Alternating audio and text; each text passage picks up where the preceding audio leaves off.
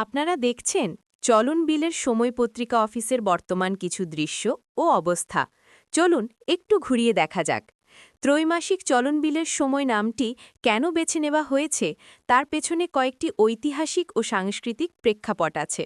আপনাদের প্রশ্ন অনুযায়ী সম্পাদক ও প্রকাশক বিশ্লেষণ করে ব্যাখ্যা করছেন। ১. নামের মূল ভাবনা। চলন বিল ভৌগোলিক ও সাংস্কৃতিক পরিচয়ের জন্য ব্যবহার করা হয়েছে। বাংলাদেশের বৃহত্তম বিল অঞ্চল চলন বিলকে কেন্দ্র করে পত্রিকাটি প্রকাশিত হয়।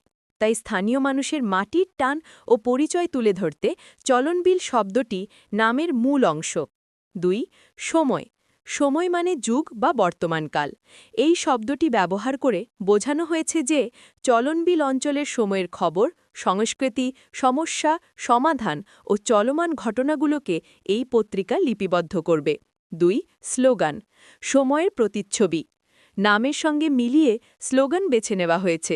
এতে বোঝানো হয়েছে এই পত্রিকা কেবল খবর প্রকাশ করবে না, বরং চলনবিল অঞ্চলের সময়ের প্রতিচ্ছবি বা আয়না হয়ে কাজ করবে।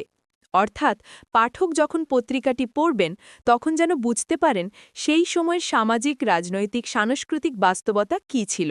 ৩. কেন সময় অন্য নাম নয়। চলনবিলের কণ্ঠ বা চলনবিলের কথা নামগুলোতে স্থানীয়তার ছাপ আছে, তবে সেগুলো কেবল বক্তব্য বা কণ্ঠস্বরের প্রতীকী রূপ বহন করে।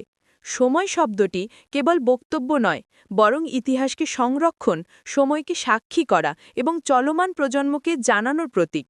সম্পাদক ও প্রকাশক চেয়েছেন পত্রিকাটি যেন শুধু খবরের কাগজ না হয়, একটি আর্কাইভ বা সময়ের দলিল হয়ে থাকে। এজন্য সময় শব্দকে প্রাধান্য দেওয়া হয়েছে। ৪. ত্রৈমাসিক কেন। ত্রৈমাসিক অর্থ বছরে ৪ বার প্রকাশ। স্থানীয়ভাবে নিয়মিত সাপ্তাহিক বা দৈনিক পত্রিকা প্রকাশে সীমাবদ্ধতা থাকায় ত্রৈমাসিক প্রকাশের মাধ্যমে ধীরে সুস্থে তথ্য গবেষণা, ইতিহাস, সাহিত্য সবকিছু সংরক্ষণের সুযোগ থাকে। তাই নামের আগে ত্রৈমাসিক শব্দ যোগ করে এটি অন্য দৈনিক বা সাপ্তাহিক থেকে আলাদা করা হয়েছে। ৫. সারসংক্ষেপ গ্যাস চলন বিলের কণ্ঠ বা চলন বিলের কথার মতো নামগুলো অঞ্চলকে কেবল কণ্ঠস্বর দেয়, কিন্তু চলন বিলের সময় নামটি অঞ্চলকে একটি সময়ের প্রতিচ্ছবি ও দলিল হিসেবে উপস্থাপন করে। তাই এই নামটি বেছে নেওয়া হয়েছে।